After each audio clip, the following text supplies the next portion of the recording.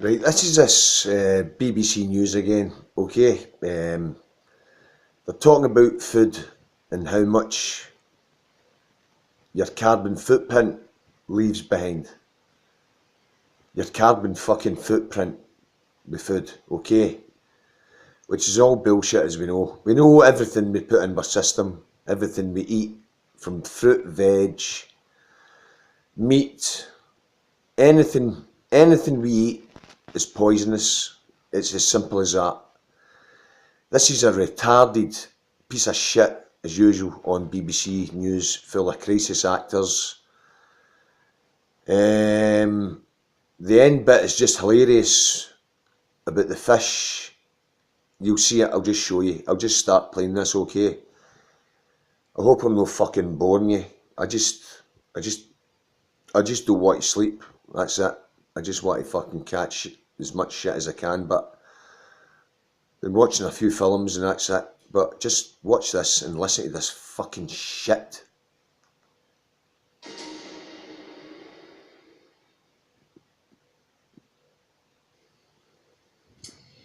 Now, would you change the way you eat if you knew the impact your food was having on the environment? Scientists are calling for mandatory labels that spell out food's carbon footprint, and that includes everything from meat to chocolate.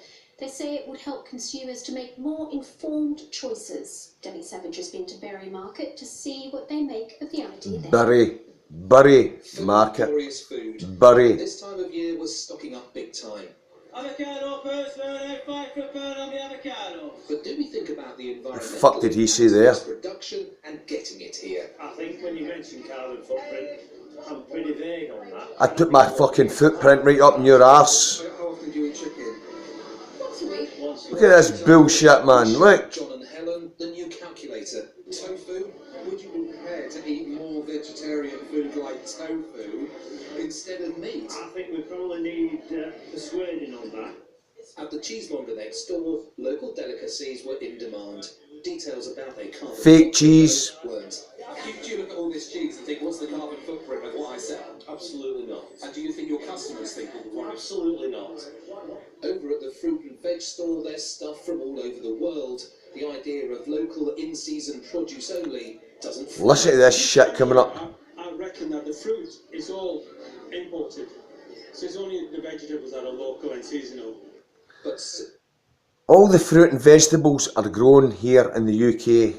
They're sprayed to fuck. It's poison. Sue and Dan do think about the environmental impact and want to see labels. If it was on there showing up that it was red for carbon or green, then I think, yeah, it would make a difference. People would start looking. And Dan and Sue are typical of many people we've talked to here today. They'd like more information about the carbon footprint of their food. Listen to this. Watch this. Create the information about greener. For a start,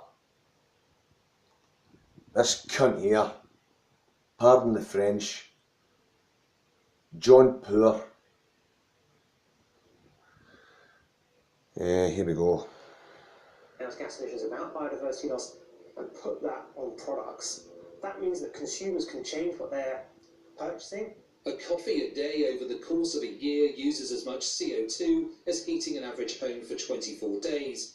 Farmed fish a couple of times a week emits the same as driving a petrol car 373 miles. And if you eat beef once or twice a week, it's the annual equivalent of a return flight from London to Malaga. Although this butcher isn't too worried. When the weather gets cold, the colder days join, I think the Sunday roast is always going to be very popular. Will we all change our habits? Maybe, but not without more easily available information.